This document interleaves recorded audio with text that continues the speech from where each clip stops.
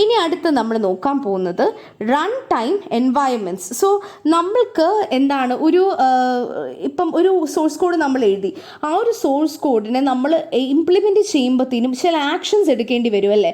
അപ്പം ഇപ്പം ഒരു സോഴ്സ് കോഡിനകത്ത് ചിലപ്പോൾ പ്രൊസീജിയേഴ്സ് കാണും, ഐഡൻറ്റിഫയേഴ്സ് കാണും അല്ലേ, അങ്ങനെ കുറേ കാര്യങ്ങൾ കാണും. സോ ഇവരെയൊക്കെ കറക്റ്റായിട്ട് ആക്ച്വൽ മെമ്മറിയിലോട്ട് മാപ്പ് ചെയ്യുക എന്നുള്ളത് സഹായിക്കാനായിട്ട് നമ്മൾ റൺ ടൈമിലായിരിക്കും നമ്മൾ മാപ്പിംഗ് നടക്കുന്നത്. സോ അതിനൊക്കെയായിട്ട് സഹായിക്കാനായിട്ട് നമുക്ക് കുറേ നെസസറി ആയിട്ടുള്ള കാര്യങ്ങളുണ്ട്, കുറേ ടൂൾസും കാര്യങ്ങളൊക്കെ ഉണ്ട്. സോ റൺ ടൈം എൻവയൺമെൻറ്റ് എന്ന് പറയുന്നത് ബേസിക്കലി ടാർഗറ്റ് മെഷീൻ്റെ ഒരു സ്റ്റേറ്റ് ആണ്. അതായത് റൺ ടൈമിൽ നമ്മുടെ പ്രോഗ്രാമിന് ആവശ്യമായിട്ടുള്ള ലൈബ്രറീസോ വേരിയബിൾസോ അല്ലെങ്കിൽ അങ്ങനെ നെസസറി ആയിട്ടുള്ള സർവീസസ് പ്രൊവൈഡ് ചെയ്യുക എന്നുള്ളതാണ് ഈ ഒരു റൺ ടൈം എൻവയൺമെൻറ്റിൻ്റെ പ്രത്യേകത എന്ന് പറയുന്നത്. സോ അത് പറയുമ്പോഴത്തേക്കും നമുക്ക് ചില ഇൻ്റഗ്രൽ ടേംസ് നമുക്ക് പറഞ്ഞു പോകണം. അതിൽ ഫസ്റ്റ് വൺ ആണ് പ്രൊസീജിയർ. സോ ഒരു പ്രൊസീജിയർ കൊണ്ട് നമ്മൾ എന്താണ് ഉദ്ദേശിക്കുന്നത്? ഒരു പ്രൊസീജിയർ എന്ന് പറയുന്നത് നമ്മൾ യൂഷ്വലി സി പ്രോഗ്രാമിലൊക്കെ പറയുന്നത് മെത്തേഡ്സ് പോലെ തന്നെയാണ്. നമുക്കൊരു പ്രൊസീജിയർ നെയിം കാണും, പ്രൊസീജിയർ ബോഡി കാണും അല്ലേ. നമ്മൾ ഫങ്ഷൻസ് ഒക്കെ പഠിച്ചിട്ടില്ലേ, അപ്പോൾ അതിൻ്റെ ഒരു സിമിലർ ആയിട്ടുള്ള ഒരു രീതിയാണ് ഇവിടെ വരുന്നത്. സോ ആദ്യമേ നമ്മൾ നമ്മുടെ പ്രൊസീജിയറിനെ നമ്മൾ ഡിഫൈൻ ചെയ്യുകയാണ് ചെയ്യുന്നത്. അത് കഴിഞ്ഞിട്ട് അവരുടെ ബോഡിയിൽ നമ്മൾ ഏത് ഓപ്പറേഷൻ ചെയ്യണമെന്ന് എഴുതി കാണിക്കുകയാണ് ചെയ്യുന്നത്. സോ ഇവിടെ എന്താണ് വരുന്നത്? ഇവിടെ നമ്മൾക്ക് റീഡ് ആൻ അറേ എന്ന് വരുന്നുണ്ട്. സോ നമ്മളിവിടെ ഈ അറേനെ അപ് ടു 1 to 9 നമ്മളിവർ റീഡ് ചെയ്യിക്കുകയാണ് ചെയ്യുന്നത്, റൈറ്റ്. അപ്പം ഇതാണ് ഒരു പ്രൊസീജിയർ കൊണ്ട് നമ്മൾ ഉദ്ദേശിക്കുന്നത്. അടുത്തതെന്ന് പറയുന്നത് ആക്ടിവേഷൻ ട്രീ ആണ്. So and one more thing, procedure എന്ന് പറയുമ്പോഴത്തേനും നമുക്ക് അവരെ കോൾ ചെയ്യാനായിട്ട് സാധിക്കും. സോ അവരെവിടെ കോൾ ചെയ്ത് അപ്പോഴാണ് ഈ ഒരു പ്രൊസീജിയറിൻ്റെ അകത്തുള്ള ബോഡി എക്സിക്യൂട്ട് ചെയ്യുന്നത്. ആക്ടിവേഷൻ ട്രീ എന്ന് പറയുമ്പോഴത്തേനും നമ്മളൊരു പ്രൊസീജിയറിനെ കോൾ ചെയ്യുമ്പോഴത്തേനും നമ്മൾ ആ ഒരു പ്രൊസീജിയർ ആക്ടിവേറ്റ് ചെയ്തു, സെറ്റ് ഓഫ് സ്റ്റെപ്സ് കംപ്ലീറ്റ് ചെയ്ത് കഴിഞ്ഞ് അവരെ ക്ലോസ് ചെയ്യുന്നത് ആണ് ഒരു ആക്ടിവേഷൻ എന്ന് നമ്മൾ ഉദ്ദേശിക്കുന്നത്. സോ ഒരു ആക്ടിവേഷൻ്റെ ലൈഫ് ടൈം എന്ന് പറയുന്നത് ആ സീക്വൻസ് സ്റ്റെപ്സ് ചെയ്ത് കഴിഞ്ഞോളം വരെയാണ്. അതിപ്പോൾ ഞാനൊരു പ്രൊസീജിയർ ഉണ്ട്, ഓക്കെ, എനിക്കൊരു പ്രൊസീജിയർ എ ഉണ്ടെന്ന് വിചാരിക്കാം. ഈ ഒരു എനെ ഞാൻ കോൾ ചെയ്യുമ്പോഴത്തേനും എൻ്റെ ആക്ടിവേഷൻ അവിടെ ഓൺ ആവുകയാണ് ചെയ്യുന്നത്. എയുടെ കീഴിലുള്ള ബോഡി സ്റ്റെപ്സ് എല്ലാം നമ്മൾ ചെയ്ത് കഴിഞ്ഞേച്ച് എൻഡ് ചെയ്യുമ്പോഴത്തേന് ഈ ഒരു ആക്ടിവേഷൻ ട്രീ അവിടെ എൻഡ് ചെയ്യുകയാണ് ചെയ്യുന്നത്. സോ ഈ ഒരു procedures either they can be non overlapping, അല്ല എന്നുണ്ടെങ്കിൽ നെസ്റ്റഡ്, അകത്തകത്ത് വെച്ചിട്ട് നമുക്ക് പ്രൊസീജിയേഴ്സിനെ വിളിക്കാനായിട്ട് പറ്റും. പിന്നെ ഈ ഒരു പ്രൊസീജിയറിനെ എനിക്ക് പല പ്രാവശ്യം വിളിക്കാനായിട്ട് പറ്റും. റിക്കേഴ്സീവായിട്ട് നമുക്ക് ചെയ്യാനായിട്ട് സാധിക്കുന്ന ഒരു സംഭവം കൂടിയാണ് ആക്ടിവേഷൻ ട്രീ. ആക്ടിവേഷൻ ട്രീയിലെ ഓരോ നോഡും ആക്ടിവേഷൻ പ്രൊസീജിയറിനെയും റൂട്ട് മെയിൻ ഫംഗ്ഷനെയും പിന്നെ ഇപ്പം X2Y ആണ് നമ്മൾ പ്രൊസീജിയർ കോൾ ചെയ്യുന്നതെന്നുണ്ടെങ്കിൽ എക്സിനെ പേരൻറ്റ് നോഡായിട്ടും വൈനെ ചൈൽഡ് നോഡായിട്ടും നമുക്ക് ചെയ്യാനായിട്ട് സാധിക്കും. ഇവിടെ നിങ്ങൾക്കൊരു എക്സാമ്പിൾ നോക്കാം. സോ ആക്ടിവേഷൻ ട്രീ ആണ് നമ്മളിവിടെ നോക്കുന്നത്. ആക്ടിവേഷൻ ട്രീ, ഈ ഒരു പ്രോഗ്രാമിന് ഞാൻ എങ്ങനെ ആക്ടിവേഷൻ ട്രീ വരയ്ക്കും എന്നുള്ളത് നമുക്ക് നോക്കാം. ആദ്യമേ നമുക്ക് കൊടുത്തേക്കുന്നത് മെയിൻ പ്രോഗ്രാമാണ്. സോ നമ്മളുടെ റൂട്ട് എന്ന് പറയുന്നത് മെയിൻ ആണ്, ഓക്കെ, മെയിൻ പ്രോഗ്രാമാണ്. ആ ഒരു പ്രോഗ്രാമിനകത്ത് രണ്ട് പ്രൊസീജിയേഴ്സ് ആണ് കോൾ ചെയ്തേക്കുന്നത്. ഒന്ന് read array, okay, read array എന്ന് പറയുന്ന ഒരു പ്രൊസീജിയറും, രണ്ട് ക്വിക്ക് സോർട്ട് 1,10, ഓക്കെ. ഇനി അടുത്ത് അപ്പോൾ നമുക്ക് റീഡ് അറേ എന്നുള്ളത് നമുക്ക് എന്താണെന്ന് അറിയത്തില്ല, അതാണ് ഞാൻ അവിടെ നിർത്തിയേക്കുവാണ്. പിന്നെ അടുത്ത് ക്വിക്ക് സോർട്ടിനെ വീണ്ടും ഇവിടെ അവർ ഡിഫൈൻ ചെയ്യുന്നുണ്ട്. എന്താണ് quick sort? Partition of M എന്ന് പറയുന്നത് ഇതാണ് 1,10, ഓക്കെ. സോ 1,10. പിന്നെ അത് കഴിഞ്ഞിട്ട് ക്വിക്ക് സോർട്ട് ഓഫ് 1, I-1 എന്ന് പറയുമ്പോഴത്തേനും 4ഉം അടുത്ത് quick sort of 6,4 I+1, N. അപ്പം അതാണ് നമ്മൾ ചെയ്യുന്നത്. ഓക്കെ, അത് കഴിഞ്ഞ് ഇനി അടുത്തത് 6,10 ആണെന്ന് തോന്നുന്നു, 6,4 ആയിരിക്കില്ല. എനിവേസ്, ബിക്കോസ് M, N എന്ന് പറയുന്നത് 1,10 ആണല്ലോ, അപ്പോൾ താഴെ കൊടുത്തതിൽ മിസ്റ്റേക്ക് ആയിരിക്കും. ഓക്കെ, ഇനി അടുത്തത് ഈ ഒരു ഇതിൽ വീണ്ടും ഞാൻ ക്വിക്ക് സോർട്ട് കോൾ ചെയ്യുവാണ് അല്ലേ. സോ ഇവിടെ എഗെയിൻ നമുക്കൊരു പാർട്ടീഷൻ കാണും, നമുക്ക് അതിൻ്റെ ക്വിക്ക് സോർട്ട് കാണും. Quick sort of may be 1,2 ആയിരിക്കും. അതിൻ്റെ അടുത്തത് ക്വിക്ക് സോർട്ട് ഓഫ് 2,4 ആയിരിക്കും. അങ്ങനെ വീണ്ടും നമ്മളിത് കോൾ ചെയ്തുകൊണ്ടിരിക്കുകയാണ്. സിമിലർലി ഇവിടെ അങ്ങനെ തന്നെയാണ്. സോ നിങ്ങൾ ഈ ഒരു ട്രീ നോക്കുകയാണെന്നുണ്ടെങ്കിൽ ആദ്യമേ ഞാനെൻ്റെ മെയിൻ ഫംഗ്ഷൻ ആക്ടിവേറ്റ് ചെയ്യും, അത് കഴിഞ്ഞ് റീഡ് അറേ ആക്ടിവേറ്റ് ചെയ്യും, ദെൻ ക്വിക്ക് സോർട്ട് ചെയ്യും, പാർട്ടീഷൻ ഇത് സോ ഇവിടെ വീണ്ടും സബ് ഗ്രൂപ്പ്സ് ഉണ്ട്, ഇത് അങ്ങനെ പൊക്കോണ്ടേയിരിക്കും. സോ എൻ്റെ റൂട്ട് എന്ന് പറയുന്നത് എൻ്റെ മെയിൻ പ്രോഗ്രാമാണ് ഞാൻ റൂട്ടിൽ കൊടുക്കുന്നത്. ആൻഡ് ബാക്കിയുള്ളതെല്ലാം ചൈൽഡ് നോട്ട്സ് ആയിട്ടും സിബ്ലിങ്സ് ഒക്കെ ആയിട്ടായിരിക്കും കിടക്കുന്നത്. സോ ഒരു പ്രോഗ്രാം ഇങ്ങനെ കൊടുത്തു എന്നുണ്ടെങ്കിൽ നിങ്ങൾ ഇങ്ങനെയായിരിക്കും നമ്മളുടെ ആക്ടിവേഷൻ ട്രീ വരയ്ക്കേണ്ടത്. ഓക്കെ, സോ ഇവിടെ നമ്മൾക്ക് ഞാൻ നേരത്തെ വരച്ച ഈ ഒരു ട്രീയുടെ എങ്ങനെയാണ് നമ്മൾ എഴുതുന്നതെന്ന് നോക്കാം. സോ ആദ്യമേ നമുക്കൊരു മെയിൻ ഫംഗ്ഷൻ ഉണ്ട്. സോ ഈ ഒരു മെയിൻ ഫംഗ്ഷനിൽ നിന്നും എയിലോട്ട് പോകുന്നതിന് മുൻപേ നമ്മളുടെ ഈ ഒരു ആക്ടിവേഷൻ റെക്കോർഡ്, എയുടെ ആക്ടിവേഷൻ റെക്കോർഡ് ഞാൻ ക്രിയേറ്റ് ചെയ്യുവാണ്. റെക്കോർഡ് ക്രിയേറ്റ് ചെയ്ത് കഴിഞ്ഞാണ് ആക്ടിവേഷനിലോട്ട് പോകുന്നത്. ഇവിടെ ബിയുടെ ആക്ടിവേഷൻ പോകുന്നതിന് മുന്നേ മെയിൻ്റെയും എയുടെയും റെക്കോർഡ്സ് സ്റ്റാക്കിൽ കാണും. ഓക്കെ, ബിയുടെ ആക്ടിവേഷനിലോട്ട് പോയി കഴിയുമ്പോൾ സിയിലോട്ട് പോകുന്നതിന് മുൻപ് നമ്മളുടെ സ്റ്റാക്കിനകത്ത് മെയിനും എയും ബിയും കാണും. അത് കഴിഞ്ഞ് ശരിക്കും സി വരുന്നത്. ഞാനിപ്പോൾ ഒരു പ്രൊസീജിയറിനെ ഞാൻ കോൾ ചെയ്തു എന്നുണ്ടെങ്കിൽ ആ ഒരു പ്രൊസീജിയറിനെ കോൾ ചെയ്തത് ഞാനൊരു സ്റ്റാക്കിലായിരിക്കും സൂക്ഷിക്കുന്നത്. അതിനെ നമ്മൾ കൺട്രോൾ സ്റ്റാക്ക് എന്ന് പറയും. സോ ഞാൻ കോൾ ചെയ്യുന്ന ഓരോ പ്രൊസീജിയറിനെയും ഞാൻ എൻ്റെ സ്റ്റാക്കിലോട്ട് പുഷ് ചെയ്യും.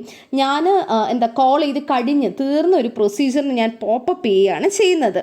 സോ ഇത് ഡെപ്ത് ഫസ്റ്റ് സെർച്ചിലാണ്, ആ ട്രാവേഴ്സലാണ്, DFS ട്രാവേഴ്സലാണ് ഇത് പോകുന്നത്.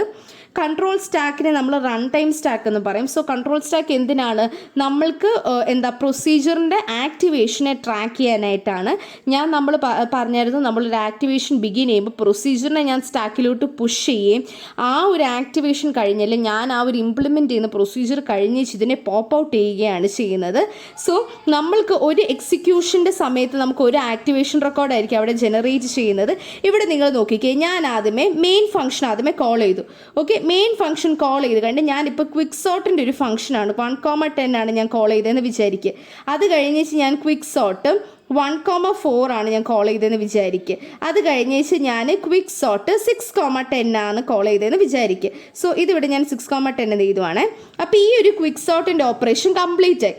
അങ്ങനെയാണെന്നുണ്ടെങ്കിൽ ഞാൻ ഈ ഒരു സ്റ്റാക്ക് ഇതിനെ ഞാൻ പോപ്പ് ഔട്ട് ചെയ്ത് കളയും. ഇനി അടുത്ത ആരാ ബാക്കിയുള്ള ക്വിക്ക് സോർട്ട് 1,4 അത് കംപ്ലീറ്റ് ആയോ എന്ന് നോക്കും. കംപ്ലീറ്റ് ആകുമ്പോൾ ഇതിനെ ഞാൻ പോപ്പ് ഔട്ട് ചെയ്യും.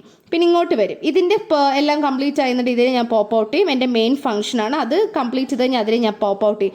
അങ്ങനെയാണ് നമ്മുടെ കൺട്രോൾ സ്റ്റാക്ക് നിൽക്കുന്നത്. ഇനി ഞാൻ നേരത്തെ നമ്മൾ പ്രൊസീജിയറിൻ്റെ എക്സാമ്പിൾ കണ്ടപ്പോഴത്തേനും പറഞ്ഞു, ഇനീഷ്യലി നമ്മൾ കാണുന്ന ഒരു ഡെഫിനിഷൻ അല്ലെങ്കിൽ ഒരു ഡിക്ലറേഷൻ ഉണ്ട്, വേരിയബിൾസിൻ്റെ ഡിക്ലറേഷൻ. ഇവിടെ ഞാനൊരു വേരിയബിൾ ഐ ആണ് യൂസ് ചെയ്തത്. ആ ഐ ഇവിടെ ഒരു ഇൻറ്റീജറാണ്, ഞാൻ നേരത്തെ ഡിക്ലെയർ ചെയ്യുവാണ്. സോ ഈ ഒരു ഡിക്ലെയർ ചെയ്യുന്നതിൻ്റെ ഒരു പ്ലസ് പോയിന്റ് എന്താണെന്ന് വെച്ച് കഴിഞ്ഞാൽ നമുക്ക് ഇവരുടെ സ്കോപ്പ് മനസ്സിലാക്കാനായിട്ട് പറ്റും. അതായത് എവിടെ വരെയാണ് നമ്മൾക്ക് ഈ ഒരു വേരിയബിളിനെ യൂസ് ചെയ്യാൻ പറ്റുക എന്നുള്ളത് മനസ്സിലാക്കും. പിന്നെ നമുക്ക് വരുന്നത് 2 പുതിയ ടേംസ് ആണ്, എൻവയറമെൻറ്റ് ആൻഡ് സ്റ്റേറ്റ്.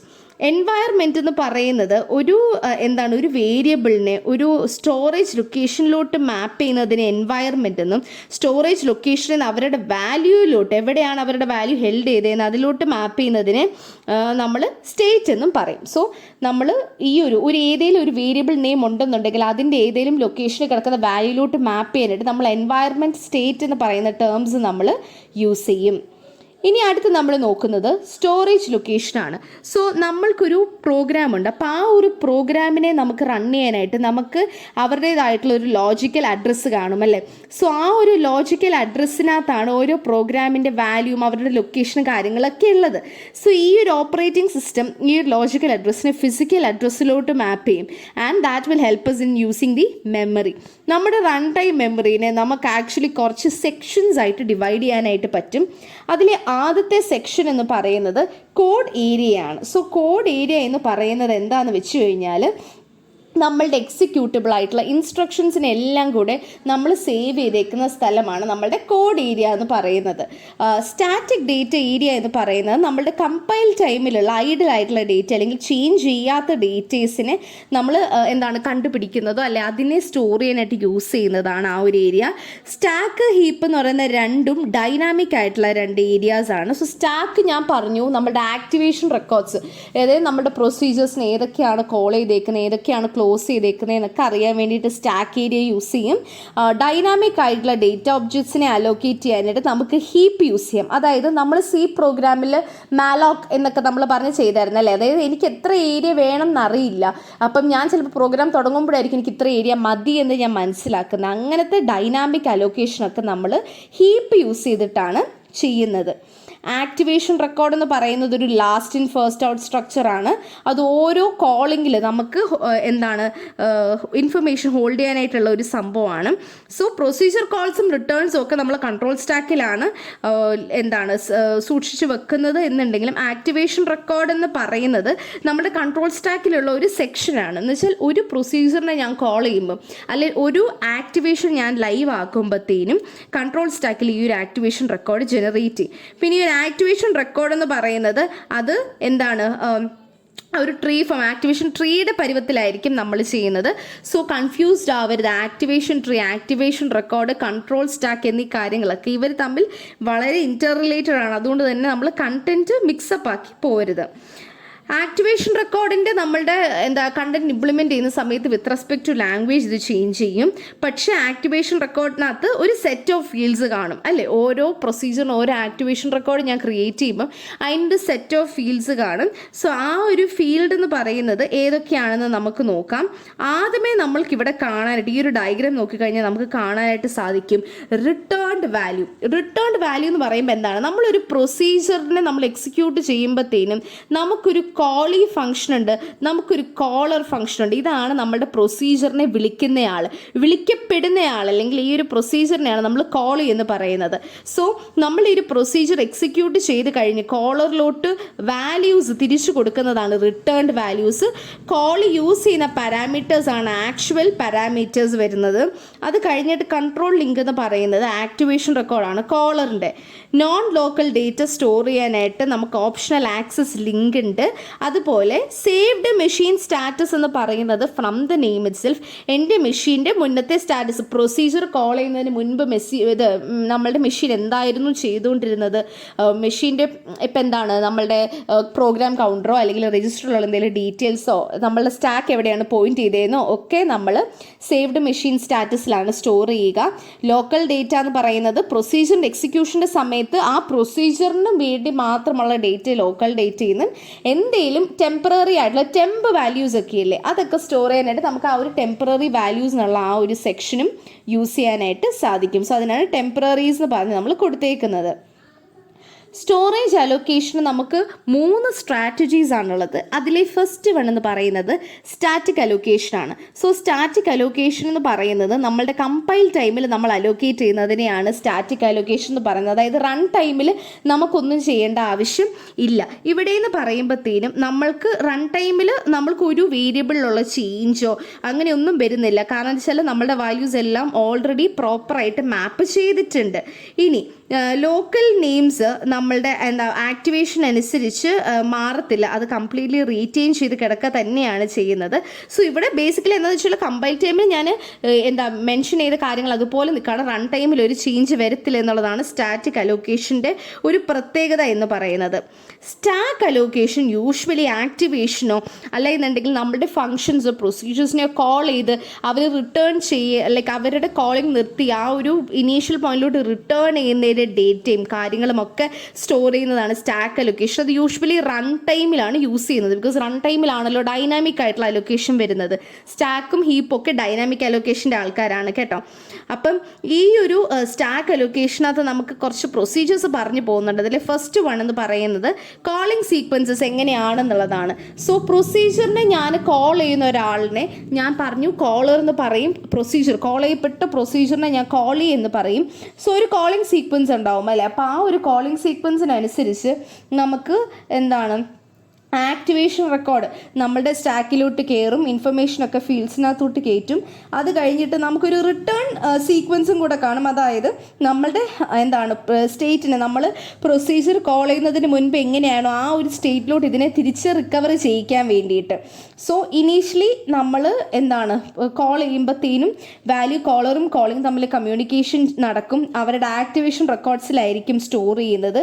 ഈ ഒരു സ്റ്റാക്കിൻ്റെ നടുവിലത്തെ ഭാഗം എന്ന് പറയുന്നത് ഫിക്സ്ഡ് ലെങ്ത് ഐറ്റംസിന് വേണ്ടിയിട്ട് നമ്മൾ റിസർവ് ചെയ്ത് വെച്ചേക്കുകയായിരിക്കും. അതുപോലെ തന്നെ നമ്മൾക്ക് ഇപ്പം ഏതിൻ്റെയും സൈസ് അറിയത്തില്ല എന്നുണ്ടെങ്കിൽ അവരെയൊക്കെ നമ്മൾ എൻഡിലോട്ടായിരിക്കും പുഷ് ചെയ്യുന്നത്. പിന്നെ ടോപ്പിൽ ഞാൻ പറഞ്ഞു എന്തായിരിക്കും നമ്മളുടെ എന്താണ് കമ്മ്യൂണിക്കേഷൻസ് വാല്യൂസ്, കോളറും കോളിയും യൂസ് ചെയ്യുന്ന വാല്യൂസ് ആയിരിക്കും സ്റ്റാക്കിൻ്റെ ടോപ്പിൽ കാണുന്നത്. ആൻഡ് അത് കഴിഞ്ഞിട്ട് ആക്ടിവേഷൻ റെക്കോർഡിൻ്റെ കാര്യമാണ് ഈ പറയുന്നത് കേട്ടോ. അപ്പം ഇതിൻ്റെ നടുവിലെന്ന് പറയുന്നത് നമ്മുടെ ഫിക്സ്ഡ് ലെങ്ത് ആയിരിക്കും, താഴേന്ന് പറയുന്നത് സൈസ് അറിയാത്ത കാര്യങ്ങൾ ഡൈനാമിക് ആയിട്ടുള്ള ഡേറ്റ ആയിരിക്കും. ആൻഡ് യൂഷ്വലി നമ്മളുടെ പോയിൻ്റർ പോയിന്റ് ചെയ്യുന്നത് ഫിക്സ്ഡ് ലെങ്ത്തിലോട്ടായിരിക്കും. സോ അങ്ങനെയാണ് നമ്മൾ കൊടുത്തേക്കുന്നത്. സോ നടുവിലോട്ട് പോയിന്റ് ചെയ്യുന്ന രീതിയിലായിരിക്കും നമ്മളുടെ ഡേറ്റ കിടക്കുന്നത്. ഇനി അടുത്തത് നമ്മളുടെ കോളിയുടെ സീക്വൻസ് എങ്ങനെയാണെന്നുള്ളത്. സോ കോളറിന് ആദ്യമേ ആക്ച്വൽ പാരാമീറ്റേഴ്സ്, നമ്മുടെ കോളിക്ക് കൊടുക്കേണ്ട ആക്ച്വൽ പാരാമീറ്റേഴ്സ് കയ്യിൽ കാണും. അത് കഴിഞ്ഞിട്ട് കോളറിൻ്റെ കയ്യിൽ ഓൾസോ റിട്ടേൺ അഡ്രസ്സും സ്റ്റാക്ക് എവിടെയാണ് പോയിന്റ് ചെയ്തുകൊണ്ടിരുന്നത് എന്നുള്ളതും ഒരു ഐഡിയ കാണും. കാരണം നമ്മൾ പ്രൊസീജിയർ എക്സിക്യൂട്ട് ചെയ്യുമ്പോൾ സ്റ്റാക്കിൻ്റെ കണ്ടൻറ്റ് മാറും. കോളിയുടെ കയ്യിൽ ഡേറ്റ, അതിൻ്റെ കൂട്ടത്തിൽ തന്നെ എന്താണ് സ്റ്റാറ്റസ് ഇൻഫർമേഷനും രജിസ്റ്റർ വാല്യൂസും ഒക്കെ ആയിരിക്കും കാണുന്നത്. സോ ഇവിടെ നിങ്ങൾക്ക് ഈ ഒരു ഡയഗ്രത്തിൽ കാണാനായിട്ട് സാധിക്കും കോളറിൻ്റെയും കോളിയുടെയും ആക്ടിവേഷൻ റെക്കോർഡ്സ് അത് അടുത്ത് നിയർ ബൈ ആയിട്ടാണ് വെച്ചേക്കുന്നത്.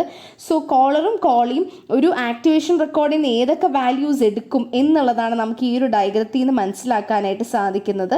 കോളി റിട്ടേൺ വാല്യൂ എവിടെയാണ് പ്ലേസ് ചെയ്യുന്നത്, നമ്മുടെ റെക്കോർഡിൽ പ്ലേസ് ചെയ്യും. സോ റിട്ടേൺ വാല്യൂ കോളി റെക്കോർഡിൽ പ്ലേസ് ചെയ്യുമ്പോൾ കോളർ അവിടെ നിന്നും അത് എടുക്കുകയാണ് ചെയ്യുന്നത്. കോളിയും കോളറും തമ്മിലുള്ള വ്യത്യാസം നിങ്ങൾ മനസ്സിലാക്കിക്കോണം. പിന്നെ കോളി എന്താണ് ചെയ്യുന്നത്, നമ്മളുടെ ഈ ഒരു ടോപ്പിനെ, നമ്മളുടെ സ്റ്റാക്കിൻ്റെ ടോപ്പിനെ നമ്മൾ റിട്രീവ് ചെയ്യുകയാണ് ചെയ്യുന്നത്. അതുപോലെ തന്നെ എന്താണ് പ്രൊസീജിയർ വരുമ്പോഴത്തേനും ഡിക്രിമെൻറ്റ് ചെയ്യുകയാണ് ചെയ്യുന്നത്. ബിക്കോസ് നമ്മൾ ടോപ്പിൻ്റെ വാല്യൂ ഇൻക്രിമെൻറ്റ് ചെയ്തിട്ടാണ് ഈ ഒരു പ്രൊസീജിയറിനെ എക്സിക്യൂട്ട് ചെയ്യുന്നത്. സോ പ്രൊസീജിയറിൻ്റെ എക്സിക്യൂഷൻ കഴിഞ്ഞിട്ട് ടോപ്പിൻ്റെ വാല്യൂ ഡിക്രിമെൻ്റ് ആണ് ചെയ്യുന്നത്. ഇനി അടുത്തത് നമ്മളുടെ സ്റ്റാക്കിലെ വേരിയബിൾ ലെങ്ത് ഡേറ്റ എന്ന് നമ്മൾ പറഞ്ഞു പോയിരുന്നു അല്ലേ. സോ ഈ ഒരു വേരിയബിൾ ലെങ്ത് ഡേറ്റയും കൊണ്ട് നമ്മൾ ഉദ്ദേശിക്കുന്നത് എന്താണെന്ന് വെച്ച് കഴിഞ്ഞാൽ, ഇപ്പം ദ സൈസ് ലൈക്ക് നമുക്ക് ഈ ഒരു ഒബ്ജക്റ്റിൻ്റെ സൈസ് ഇത്രയാണെന്ന് നമുക്ക് നേരത്തെ ഡിഫൈൻ ചെയ്യാൻ പറ്റാത്ത സിറ്റുവേഷൻസ് ഉണ്ടാവുമല്ലോ. അതിനെയൊക്കെയാണ് നമ്മൾ വേരിയബിൾ ലെങ്ത് എന്നുള്ള രീതിയിൽ നമ്മളിവിടെ പറയുന്നത്. സോ കമ്പൈൽ ടൈമിൽ നമുക്ക് ഡിറ്റർമൈൻ ചെയ്യാത്തവരെല്ലാത്തിനും കൂടെ നമ്മൾ ഹീപ്പിലോട്ടായിരിക്കും മിക്കവാറും കയറ്റുന്നത്. പക്ഷേ അഗൈൻ ഗാർബേജ് കളക്ഷനുള്ള ഒരു പ്രൊവിഷൻ ഇവിടെ വരുന്നില്ല. അതായത് ഇപ്പം ഒരു പ്രൊസീജിയറിന് എനിക്ക് കോൾ ചെയ്ത് അല്ലെങ്കിൽ ഏതെങ്കിലും ഒരു വാല്യൂ എനിക്ക് കോൾ ചെയ്യും, ഒരു പ്രൊസീജിയർ എൻ്റെ ഒരു വാല്യൂ റിട്രീവ് ചെയ്യാനായിട്ട് ശ്രമിക്കാമെന്ന് വിചാരിക്കുക. അത് ഇൻഅക്സസിബിൾ ആണെന്നുണ്ടെങ്കിൽ അതവിടെ റിട്ടേൺ ചെയ്യുകയാണ് ചെയ്യുന്നത്. ഒരു രീതിക്കുള്ള ഗാർബേജ് വാല്യൂ അവിടെ ക്രിയേറ്റ് ചെയ്യുന്നില്ല. സോ ആദ്യമേ ഞാൻ എൻ്റെ ഈ ഒരു ഡയഗ്രത്തിൽ നോക്കിക്കഴിഞ്ഞാൽ എനിക്ക് ആക്ടിവേഷൻ റെക്കോർഡ്, പിയുടെ ആക്ടിവേഷൻ റെക്കോർഡ് ഉണ്ട്, പിയുടെ ഡേറ്റയുണ്ട്, ദാറ്റ് ഇസ് അറേസ്. അത് കഴിഞ്ഞ് പി ക്യൂവിനെ വിളിക്കുന്നുണ്ട്, ക്യൂയുടെ അറേസ് ഉണ്ട്. ഓക്കെ. സോ ആദ്യമേ ഞാൻ എന്താണ് ചെയ്യുന്നത്, എനിക്ക് ആ കൺട്രോൾ, ഞാൻ എൻ്റെ കൺട്രോൾ ലിങ്ക് ഇവിടെ ഇപ്പോൾ ക്യൂവിൽ കിടക്കുകയാണ്. സോ ക്യൂവിൽ കിടന്നിട്ട് ക്യൂ കൺട്രോൾ നേരെ പിക്ക് കൊടുക്കുകയാണ് ചെയ്യുന്നത്. ആൻഡ് പി അടുത്ത സ്റ്റെപ്പ് എക്സിക്യൂട്ട് ചെയ്യുമ്പോഴത്തേനും പോയിൻ്റർ ടു എന്ന് പറയുമ്പോഴത്തേനും പിയുടെ വാല്യൂ ലൈക്ക് പിയുടെ കണ്ടൻറ്റിനകത്ത് അറേ എ ഉണ്ട്, ബി ഉണ്ട്, സി ഉണ്ട്. So again it will go down and execute. So ഇതൊരു ബേസിക്കലി ഒരു പാസിംഗ് ഓഫ് ഡേറ്റയാണ് ഈ ഒരു പിയും ക്യൂവും തമ്മിൽ നടക്കുന്നത്. അടുത്ത ഇതിൻ്റെ കൂട്ടത്തിൽ തന്നെ നമുക്ക് പറയാനുള്ള ഒരു സംഭവമാണ് dangling reference. So dangling reference എന്ന് പറഞ്ഞാൽ എന്താണ്? ഡാംഗ്ലിംഗ് റെഫറൻസ് എന്ന് പറഞ്ഞു കഴിഞ്ഞാൽ നമ്മളിപ്പം ഓൾറെഡി ഒരു സ്റ്റോറേജ് ഏരിയ ഓക്യുപ്പൈ ചെയ്യുന്ന ഏതെങ്കിലും ഒരു വേരിയബിളിനെ ഞാൻ വീണ്ടും റെഫറൻസ് കൊടുത്തു എന്നുണ്ടെങ്കിൽ അതിനെ ഡാംഗ്ലിംഗ് റെഫറൻസ് എന്ന് പറയും. സോ ബേസിക്കലി സ്റ്റോറേജ് അലൊക്കേഷൻ്റെ സമയത്ത് ഉണ്ടാവുന്ന ഒരു പ്രോബ്ലമാണിത്. അതായത് ഓൾറെഡി സ്റ്റോറേജ് ഉള്ള ഒരു റെഫറൻസിന് ഞാൻ വീണ്ടും റെഫറൻസ് കൊടുക്കും എന്നുള്ളതാണ് ലൈക്ക് ഡാംഗ്ലിംഗ് റെഫറൻസ് കൊണ്ട് ഉദ്ദേശിക്കുന്നത്. സോ ബേസിക്കലി രണ്ട് ഏരിയാസ് ഒരൊറ്റ വേരിയബിളിന് റിസർവ്ഡ് ആയിരിക്കും, അല്ലെങ്കിൽ ലൊക്കേഷൻ പോയിന്റ് ഔട്ട് ചെയ്യും. ഹീപ്പ് അലോക്കേഷൻ എന്ന് പറയുന്നത് യൂഷ്വലി ആക്ടിവേഷൻ റെക്കോർഡിന് നമുക്ക് വേണ്ടി, ഇപ്പോൾ കോളറിനേക്കാളും ആക്ടിവേഷൻ റെക്കോർഡ് നിൽക്കുന്ന ഒരു സിറ്റുവേഷൻ ഉണ്ടെന്നുണ്ടെങ്കിൽ നമുക്ക് ഹീപ്പ് യൂസ് ചെയ്യാം. അല്ലെങ്കിൽ ആക്ടിവേഷൻ എൻഡ് ചെയ്ത് കഴിഞ്ഞിട്ടും എനിക്ക് ആ ഒരു പ്രൊസീജിയറിൻ്റെ അതിനകത്തുള്ള ലോക്കൽ വാല്യൂസിനെ റീറ്റെയിൻ ചെയ്യണം എന്നുണ്ടെങ്കിലും എനിക്ക് ഹീപ്പ് വിളിക്കാം. ഹീപ്പ് എന്ന് പറയുന്നത് ഒരു കണ്ടിന്യൂസ് സ്റ്റോറേജ് ആണ് വരുന്നത്. സോ ഇവിടെ അലോക്കേഷനും ഡി അലോക്കേഷനും ഒക്കെ നടക്കും. ഇവിടെ നിങ്ങൾ ഈ ഒരു എക്സാമ്പിൾ നോക്കിക്കേ. ഇവിടെ എനിക്ക് ആക്ടിവേഷൻ ട്രീയിൽ എനിക്ക് എസ് ഉണ്ട്, ആർ ഉണ്ട്, ക്യൂ ഉണ്ട്. സോ ഞാൻ ഞാൻ ആദ്യം എസ്സിനെ കോൾ ചെയ്തു, ആറിനെ കോൾ ചെയ്തു, തിരിച്ച് ഞാൻ കൺട്രോൾ, ഇപ്പോൾ ആറിനെ ഞാൻ കോൾ ചെയ്തു, തിരിച്ച് കൺട്രോൾ ഞാൻ എസ്സിലോട്ട് വിട്ടു. ഇനി അടുത്ത് എനിക്ക് ക്യൂയിലോട്ട് പോകണം എന്നുണ്ടെങ്കിൽ എനിക്ക് I am going my control to queue. പക്ഷേ ഇവിടെ ഇപ്പോൾ ഓൾറെഡി 6 കഴിഞ്ഞു അല്ലേ, 6ൻ്റെ ഈ ഒരു ഇവാലുവേഷൻ ഇവിടെ കഴിഞ്ഞു. വേണമെന്നുണ്ടെങ്കിൽ എനിക്ക് ഈ ഹീപ്പിൽ നിന്നും ഈ 6ൻ്റെ റെക്കോർഡ്സിനെ റിമൂവ് ചെയ്ത് അവിടെ ഫ്രീ സ്പേസ് ഉണ്ടാക്കാം. അല്ല എന്നുണ്ടെങ്കിൽ if I need the value of R in either S or Q 1,9 then I can retain that record in the heap. So അത്രയും എന്നുള്ള പറഞ്ഞൊരു സ്പേസ് ആണ് നമ്മൾ അവിടെ ആ ഒരു ഈ ആക്ടിവേഷൻ റെക്കോർഡും സ്റ്റാക്കും അതിൻ്റെ കാര്യങ്ങൾക്കൊക്കെ നമ്മൾ കൊടുക്കുന്നത്. സോ ഹീപ്പിലുള്ള ആക്ടിവേഷൻ റെക്കോർഡ്സിനെ റീറ്റെയിൻ ചെയ്യാനായിട്ട് ഈ ഒരു അലോക്കേഷൻ സഹായിക്കും.